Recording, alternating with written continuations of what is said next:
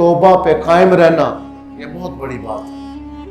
توبہ پہ قائم رہنا، ایک بار بندہ کسی گناہ سے توبہ کر لے اور پھر اللہ سے وعدہ کرے کہ آئندہ یہ نہیں کروں گا، یہ توبہ کا رکن ہے، جو ہو گیا ہے اس پہ شرمندہ ہو اور اللہ سے معافی مانگے اور آئندہ نہ کرنے کا اللہ سے وعدہ کرے، اس کا نام توبہ ہے۔